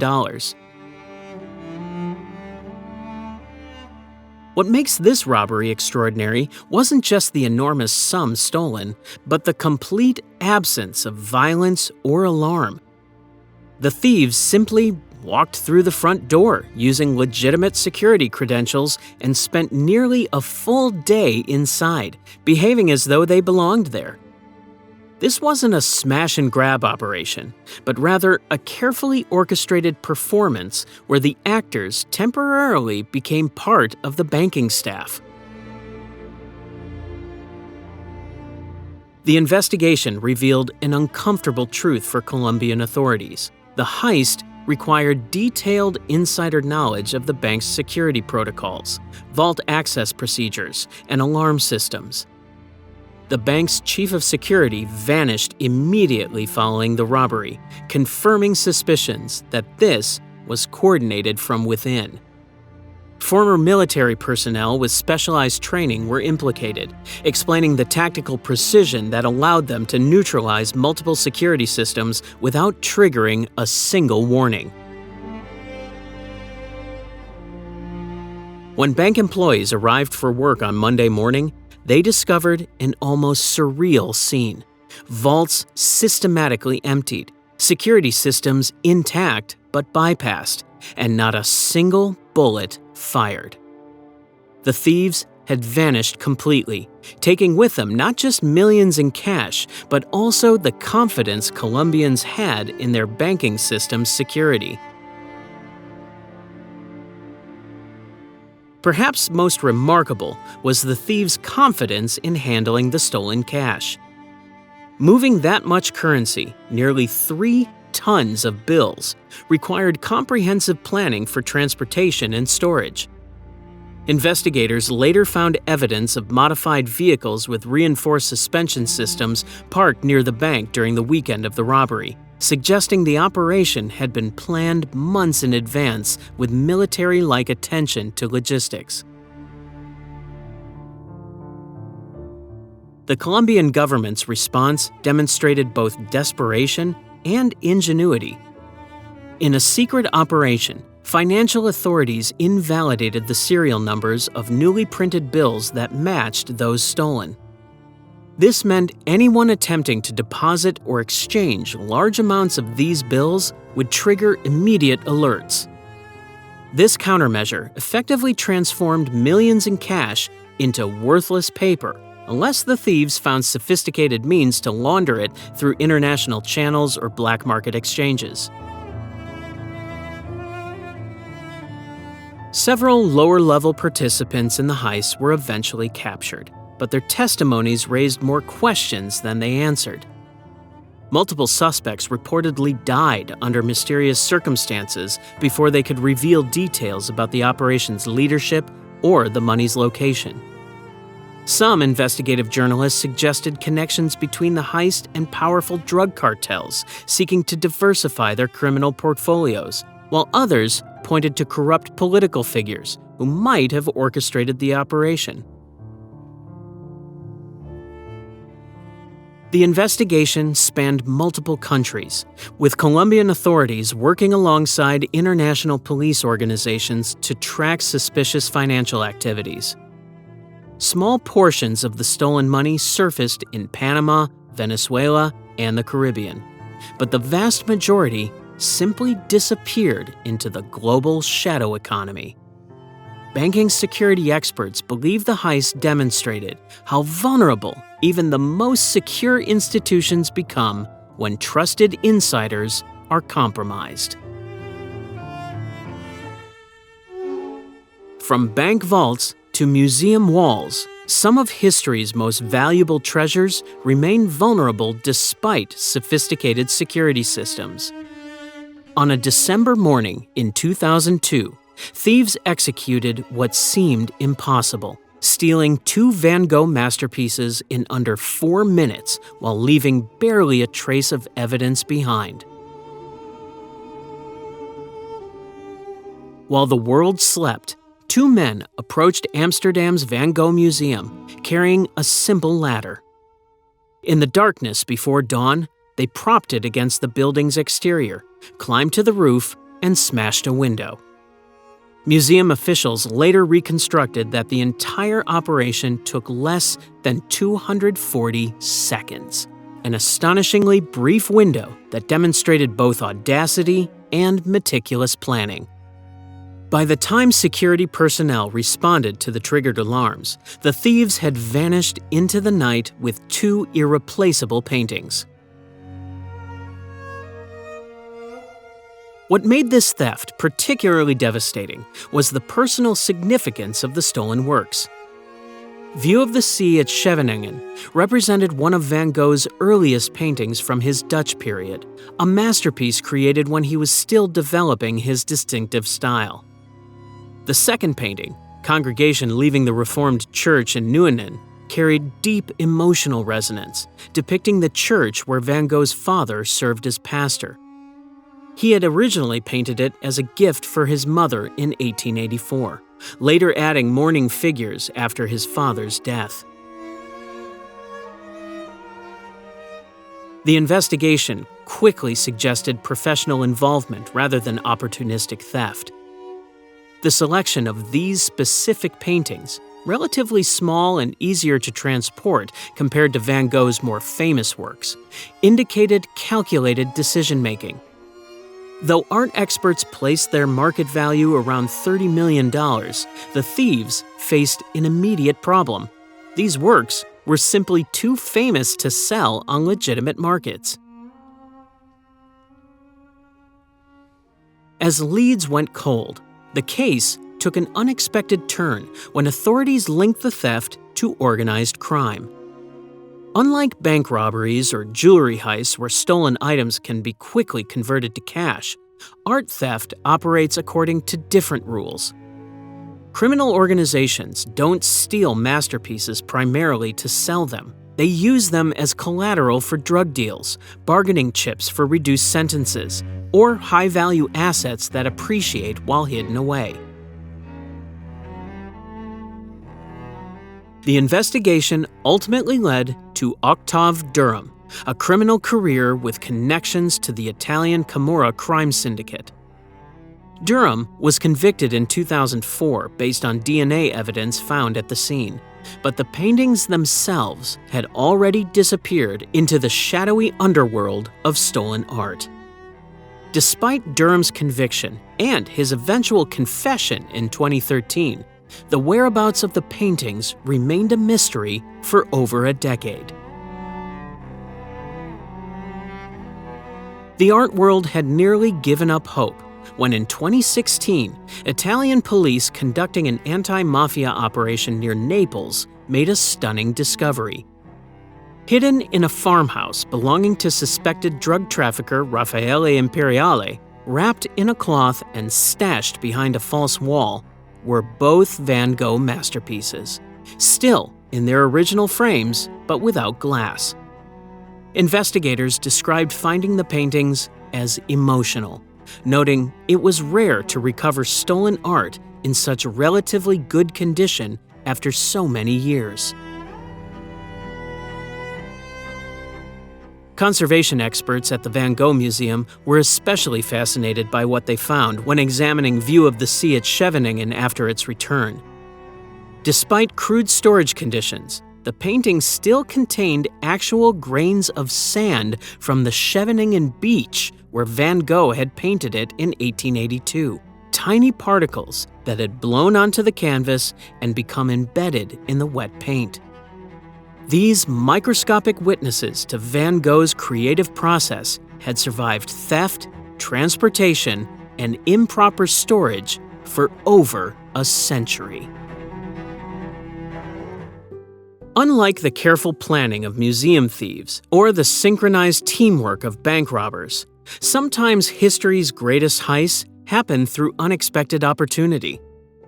In the final days of World War II, as armies focused on victory and survival, a single American lieutenant made a decision that would hide Germany's medieval treasures from the world for 40 years, all while living a seemingly normal life in rural Texas.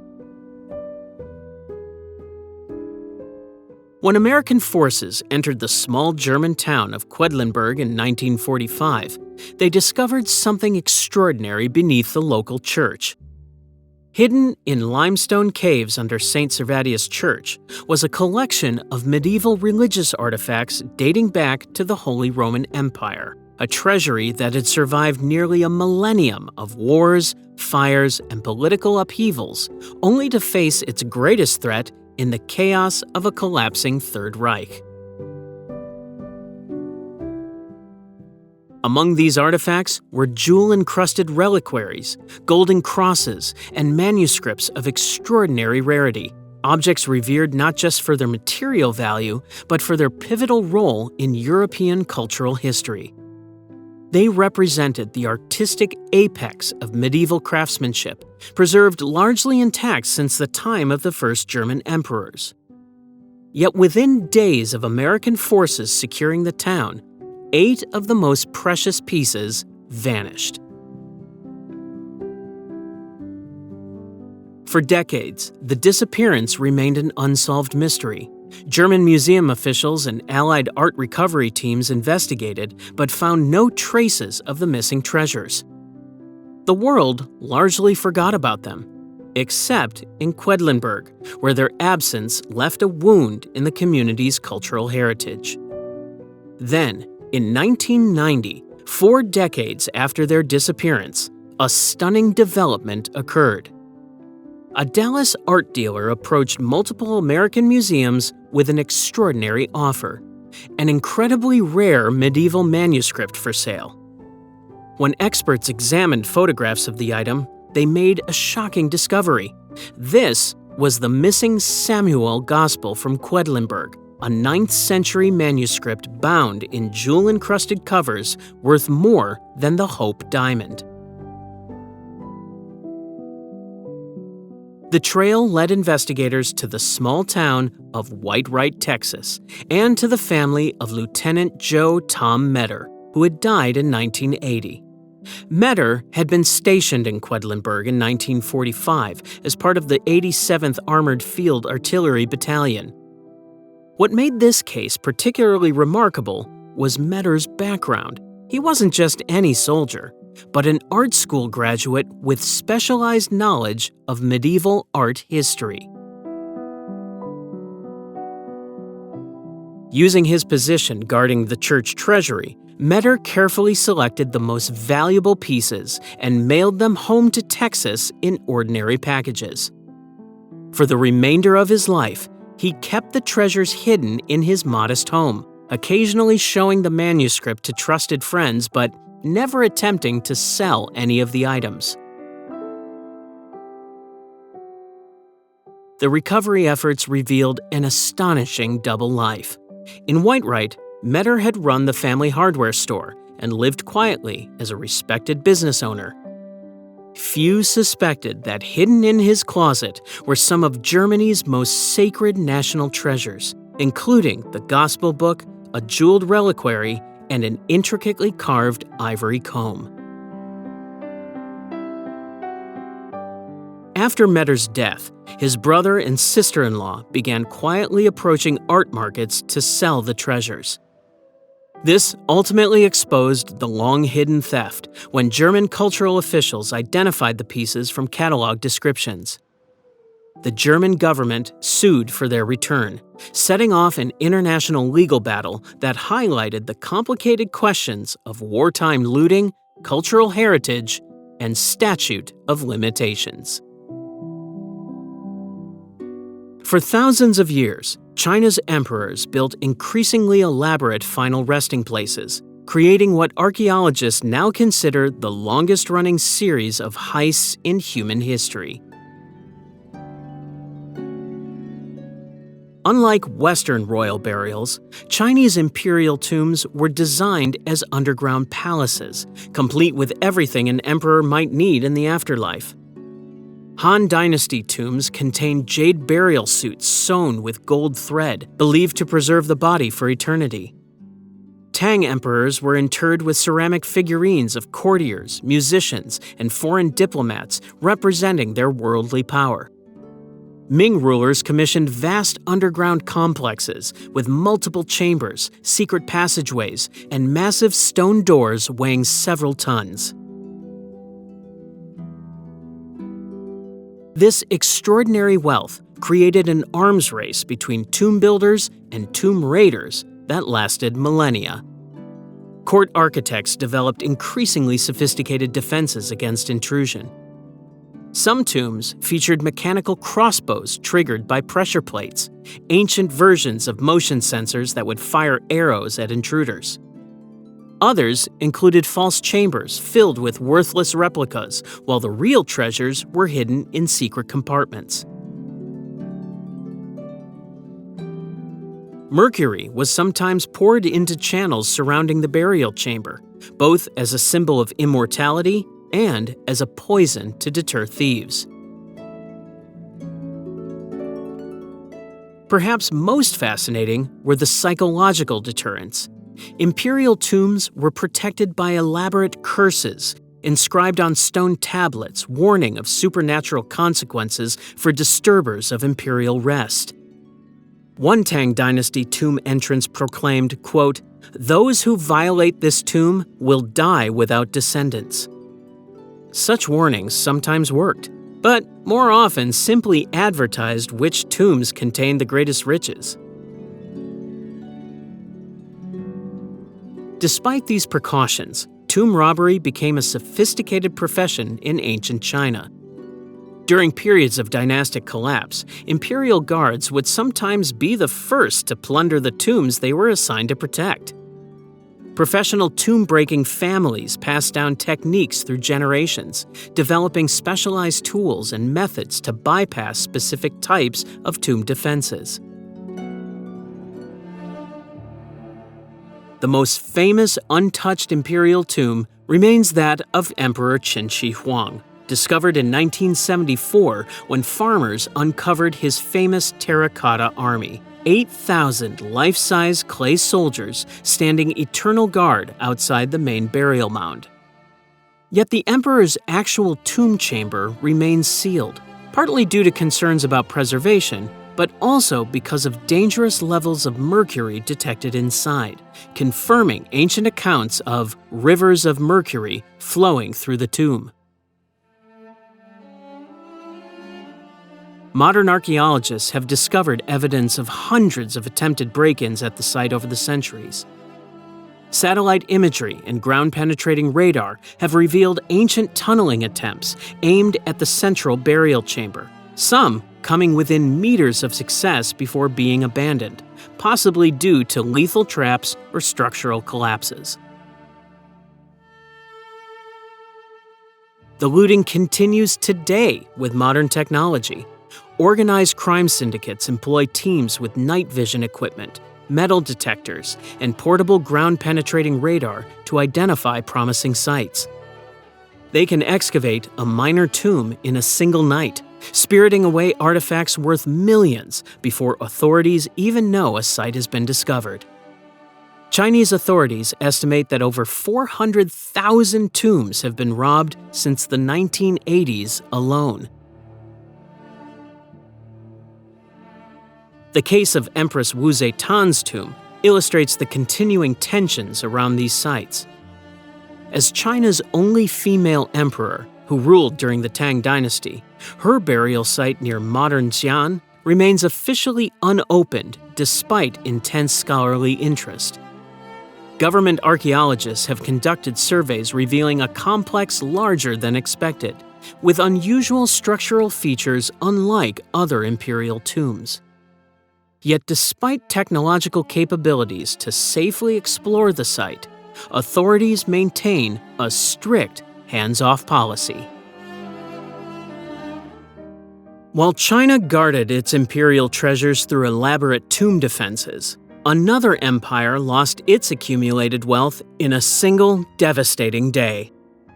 The opulent Mughal Empire, stretching across the Indian subcontinent, would face a catastrophic loss that forever altered its trajectory in history.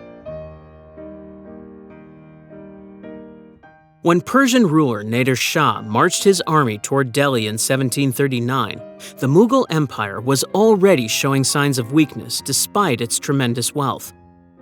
For centuries, Delhi had functioned as a center of power where generations of rulers had amassed extraordinary riches. The city's vaults contained not just gold and silver, but centuries of accumulated dynastic treasures, jewel-encrusted weapons, ceremonial objects, and legendary gems acquired through conquest and trade. The invasion began with a decisive military victory at Karnal, where Nader Shah's forces overwhelmed the Mughal army despite being outnumbered. Surprisingly, the initial occupation of Delhi proceeded without violence. Nader Shah entered the city as an honored guest of Emperor Muhammad Shah, staying in the royal quarters and receiving diplomatic courtesies. This veneer of civility shattered when rumors spread that an assassination attempt had been made against the Persian ruler. Nader Shah's response was swift and merciless. He ordered his troops to unleash what became known as the Delhi Massacre, where approximately 30,000 citizens were slaughtered in a single day. As blood flowed through the streets, systematic looting began. The Persian army targeted the Imperial Treasury with remarkable precision. Unlike many historical conquests where treasures were damaged during hasty looting, this operation proceeded with calculated efficiency. For nearly 2 months, Persian soldiers methodically emptied the Mughal vaults under direct supervision of their commanders, carefully documenting and transporting the staggering haul. The scale of wealth transferred from Delhi to Persia remains almost incomprehensible. The treasure caravans stretched for miles, requiring hundreds of elephants, thousands of camels, and countless carts to transport. Among the most significant prizes was the legendary Peacock Throne, a solid gold platform studded with emeralds, rubies, pearls, and diamonds, requiring multiple elephants to transport. Its centerpiece, the massive Koh-i-Noor diamond, would later become part of the British crown jewels after passing through multiple empires. Beyond physical treasures, Nader Shah took skilled artisans and craftsmen back to Persia, effectively transferring generations of expertise alongside material wealth. This brain drain compounded the financial devastation, leaving the Mughal Empire without the cultural producers who had created much of its splendor. When Nader Shah returned to Persia, the influx of wealth transformed his kingdom overnight. Contemporary accounts describe how he issued a royal proclamation canceling taxes throughout Persia for 3 years, an unprecedented act of financial confidence. The Persian economy experienced such dramatic inflation from the sudden influx of precious metals that the value of gold temporarily crashed in regional markets. For the Mughal Empire, the consequences were immediate and irreversible. Without financial reserves, Emperor Muhammad Shah could no longer maintain control over his territories. Regional governors declared independence, recognizing the central government's inability to project power. What had been a unified empire rapidly fragmented into competing states, creating power vacuums that would eventually enable European colonial powers to establish footholds across the subcontinent. Along the French Riviera, that sun-drenched stretch of Mediterranean coastline, a new breed of jewel thief emerged in the early 2000s, demonstrating that sophisticated security systems were no match for athletic prowess and daring. These thieves earned the nickname Spiderman for their seemingly impossible climbing abilities.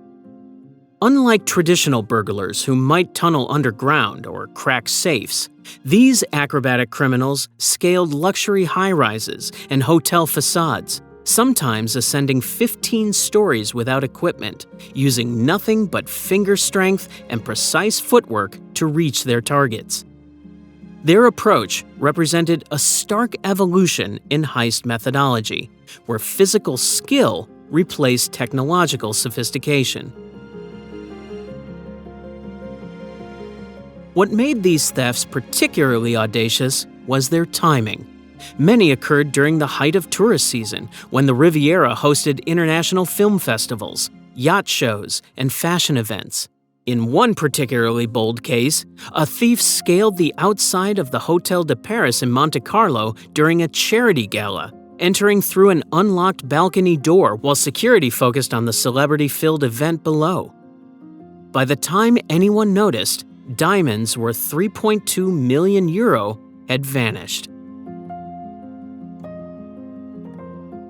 The 2008 Nice apartment heist exemplified their methods. Security footage caught a shadow moving horizontally across a building's exterior on the 11th floor.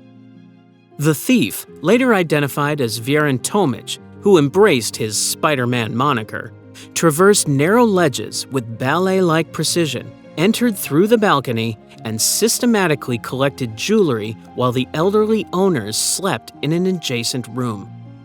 He departed the same way he came, over the balcony and down the building's exterior, all without waking a single resident. Law enforcement struggled against these aerial assaults. Traditional security focused on ground-level entry points, with sophisticated alarm systems protecting doors and windows but rarely monitoring upper-floor balconies. The thieves exploited this blind spot, leading one French investigator to comment that, quote, "They turned our security assumptions upside down, literally." The Carlton Hotel heist in 2013 demonstrated another approach when the Pink Panthers, an international network of jewel thieves primarily from the former Yugoslavia, orchestrated the theft of a diamond exhibition. Though using different methods than the climbing specialists, they shared the same precision timing. A lone gunman entered through the hotel's unguarded side entrance, brandished a weapon, filled a small case with gems, and disappeared into the crowded Cannes streets, all in approximately 60 seconds. Investigators believe these weren't random criminals, but highly trained individuals. Many Spider-Man suspects had backgrounds in gymnastics, rock climbing, or military special forces. Some had been professional window washers or construction workers who developed their climbing skills legitimately before turning to crime. This specialized background made them particularly difficult to catch. They left minimal evidence and possessed physical abilities that few police officers could match. These thieves also understood psychology. Numerous victims reported the surreal experience of waking to find a silent figure in their room who simply motioned for them to remain quiet. Most complied, realizing resistance against someone who had managed to enter a seemingly impregnable high-rise might be futile. This non-violent approach actually reduced their criminal sentences when caught, as French law punishes theft without violence less severely. Perhaps most impressive was the escape. After one con heist during the film festival, a thief leapt between hotel rooftops, descended a drainage pipe, and disappeared into a crowded beach, all while wearing a business suit that he quickly exchanged for swimming trunks in a public bathroom. By the time police established a perimeter, he was indistinguishable from thousands of tourists enjoying the Mediterranean. What happens when an entire nation's treasury is ransacked not by skilled specialists, but by the fury of its own people? The Florentine diamond, larger than your palm and worth kingdoms, disappeared during this turmoil, leaving behind only theories and a trail of misfortune for those who once possessed it. The year 1792 marked a turning point in French history as revolutionary fervor reached its peak.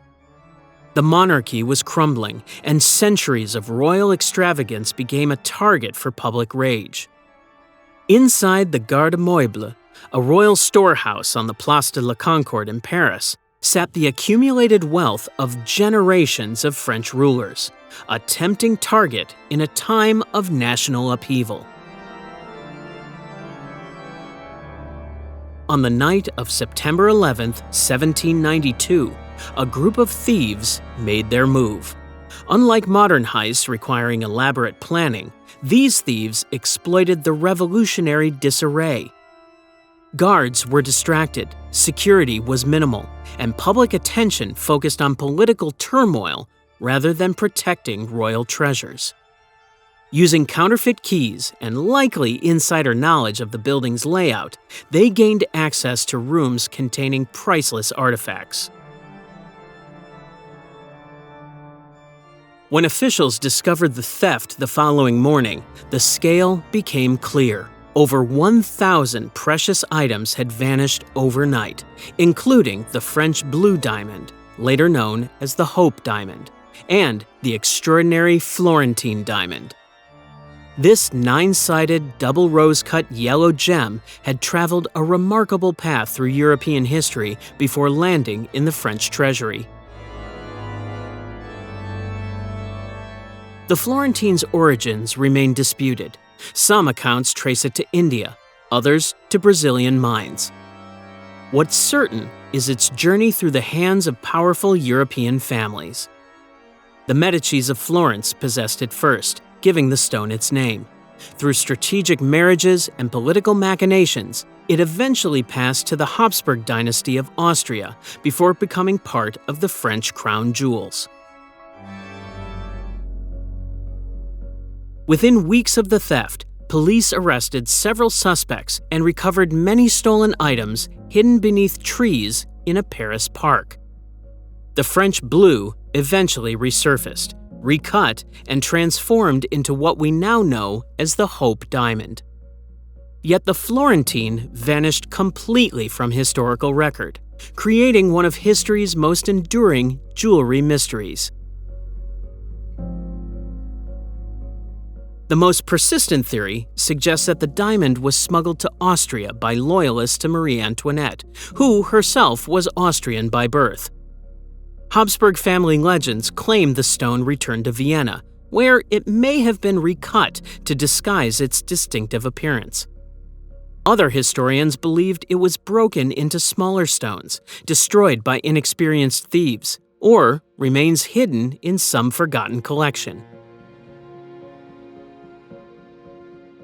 What makes the Florentine's disappearance particularly remarkable is that experts consider it essentially unmistakable. Its unusual yellow color, described as a light citron tint, combined with its 9-sided cut and substantial size, would make it impossible to display publicly without immediate recognition. If it survives intact today, it must remain deeply hidden from the world's view. The diamond carried with it whispers of misfortune. Francis I of Austria, its last documented owner, suffered military defeats, political humiliation, and the collapse of the Holy Roman Empire during his reign.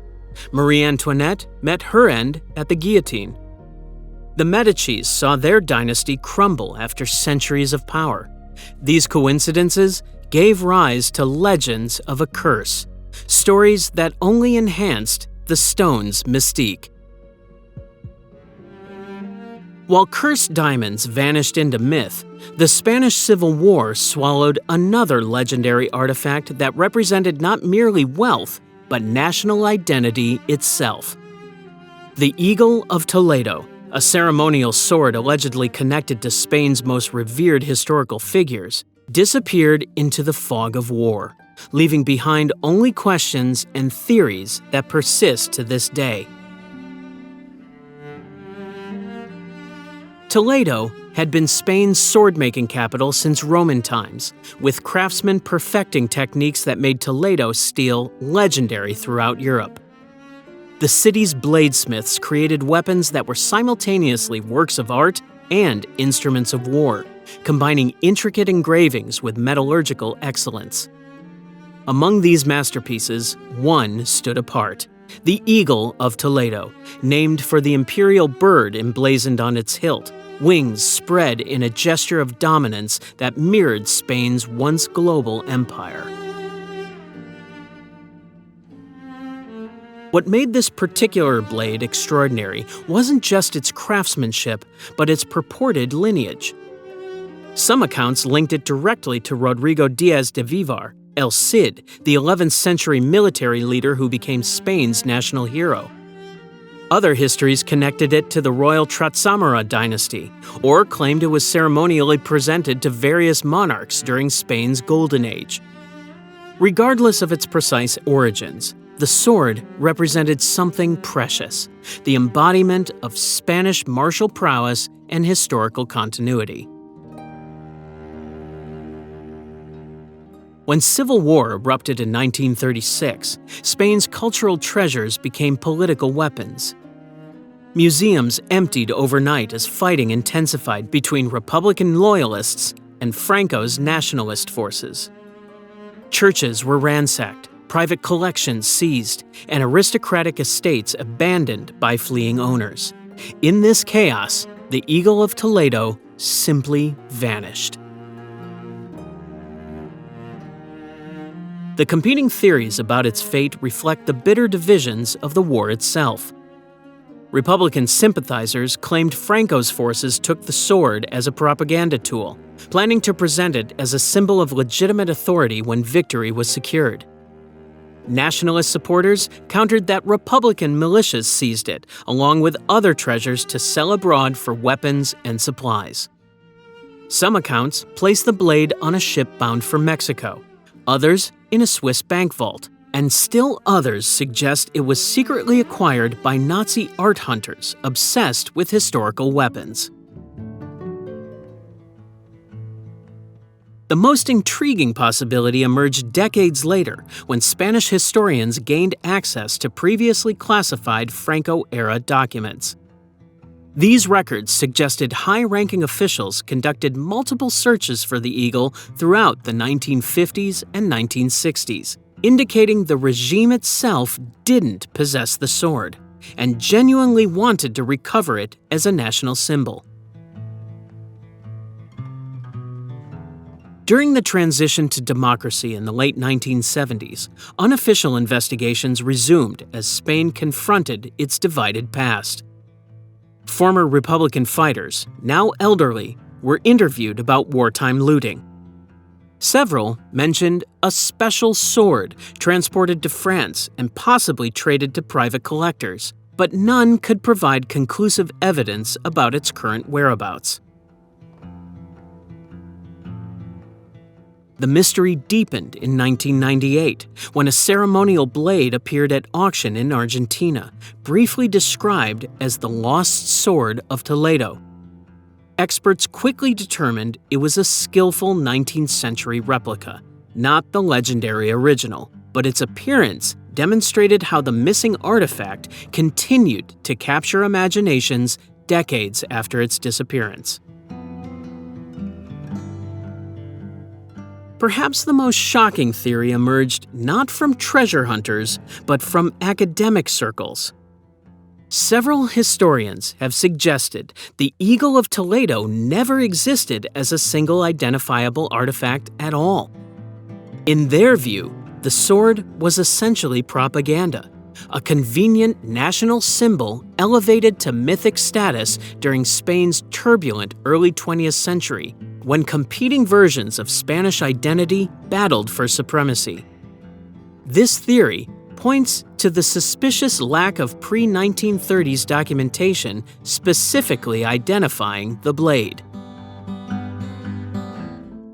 Unlike the possibly mythical Eagle of Toledo, what happened beneath the streets of Rome in 1999 was undeniably real, yet equally vanished into legend. Imagine walking into your bank to discover thieves had been inside your supposedly impenetrable vault without triggering a single alarm or leaving a trace of evidence behind. This is exactly what happened at the Banco de Napoli branch in central Rome on July 5, 1999. Bank employers arrived to start their week, opened the massive vault door using standard protocols, and froze in disbelief. Before them lay dozens of safety deposit boxes, methodically opened and emptied of their contents. The floor showed a perfectly circular hole, evidence of a sophisticated underground breach that bypassed every security system installed to prevent exactly this type of intrusion. What makes this heist particularly remarkable isn't just the haul of over 1 billion lire, approximately $650,000 at the time, but the extraordinary level of planning and execution. Engineering experts later estimated that creating such a tunnel required weeks, possibly months, of continuous work, all conducted in perfect secrecy. The thieves had somehow acquired detailed knowledge of not just the bank's layout, but its foundation specifications, security systems, and vault construction.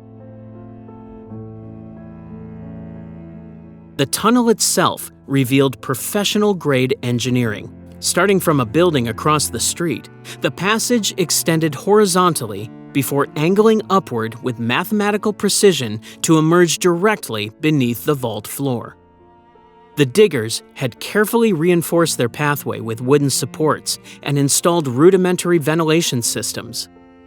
Most impressive was their ability to cut through the reinforced concrete floor without creating enough vibration to trigger the bank's sensitive seismic sensors. Banking security experts from across Europe traveled to Rome to study the breach, many leaving more confused than enlightened. The vault had been equipped with motion detectors, heat sensors, and round-the-clock video surveillance, all of which failed to detect the intruders. The thieves had somehow determined exactly where to emerge within the vault to avoid camera angles, and how to disable or bypass proximity alarms without leaving evidence of tampering. Most professional heists leave something behind: a fingerprint, a tool mark, fiber evidence, or, at minimum, some indication of method. Yet forensic teams were stunned by the complete absence of usable evidence. The tunnel floor had been swept clean, surfaces wiped down, and any potential DNA sources eliminated. Even the dirt removed during excavation had vanished without a trace, suggesting a secondary operation to dispose of the excavated material. The investigation that followed revealed something else unusual. None of the traditional criminal networks in Italy claimed knowledge or responsibility. Unlike many high-profile crimes where someone eventually boasts or information leaks into the underworld, the Banco de Napoli heist generated only silence. This suggested either a completely unknown criminal enterprise or, as some investigators suspected, a team that disbanded immediately after the operation, possibly leaving the country. Rome's unique geography added another layer of intrigue. The city sits atop layers of historical structures, ancient Roman buildings, medieval foundations, and Renaissance modifications, creating a complex underground labyrinth. Archaeological experts were brought in to determine if the thieves had accidentally damaged historical sites during their excavation. Their assessment revealed the tunnel had passed perilously close to a previously unmapped section of ancient Roman construction, missing it by mere meters. From buried gold to vanished paintings, these heists remind us that history isn't just written in textbooks. It's hidden in tunnels, sealed behind vaults, and sometimes still missing. If you enjoyed this journey into the shadows of the past, subscribe for more untold stories from history's most daring moments.